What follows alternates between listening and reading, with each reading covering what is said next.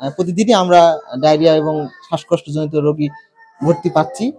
তো আমাদের আসলে ডাক্তারের অনেক স্বল্পতা রয়েছে। তারপরেও এই সীমাবদ্ধতার মধ্যে আমরা আমাদের চিকিৎসা সেবা চালিয়ে যাচ্ছি। হয় কাঁপছে উত্তরের জনপদ নওগাঁ জেলা।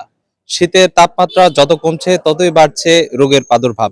শীত বাড়ার সাথে সাথে কিন্তু বয়স্ক এবং শিশু যে সকল রোগী রয়েছে তাদের চাপ কিন্তু লক্ষণীয়।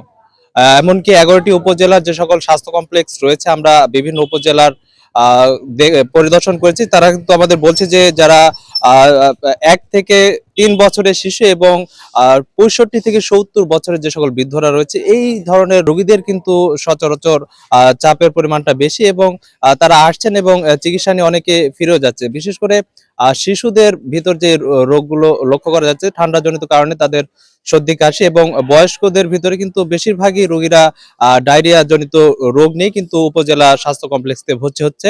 কালকে 3টার সময় ভর্তি হয়েছি, ওষুধ পাতি সুস্থ মতন পাইতাছি। বাচ্চা একটু সুস্থ আছে, জ্বর সর্দি আর পাতলা পায়খানা। কয়েকদিনে অনেক ঠান্ডা, ওই জন্য বাচ্চার ঠান্ডা লাগছে, সর্দি কাশি, ওই জন্য এখানে আসছিলাম ডাক্তার দেখানোর জন্য। আমাদের মান্দা উপজেলা স্বাস্থ্য কমপ্লেক্সের প্রায় মান্দা উপজেলার প্রায় 5 লাখ জনগণের জন্য আমাদের এই হেলথ কমপ্লেক্স।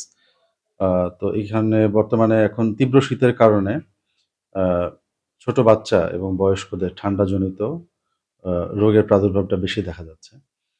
সেক্ষেত্রে আমরা আমাদের স্বল্প জনবল এবং স্বল্প সংখ্যক ডাক্তার নিয়েই তাদের সেবাদান করার চেষ্টা করছি এবং তাদেরকে আমরা সর্বোচ্চ সহযোগিতা এবং সেবা দেওয়ার চেষ্টা করছি।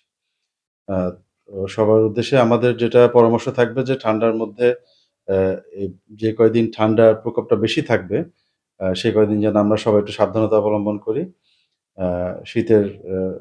শীত নিবারণের জন্য পর্যাপ্ত ব্যবস্থা যেন আমরা নিই যার ব্যক্তিগত পর্যায় থেকে।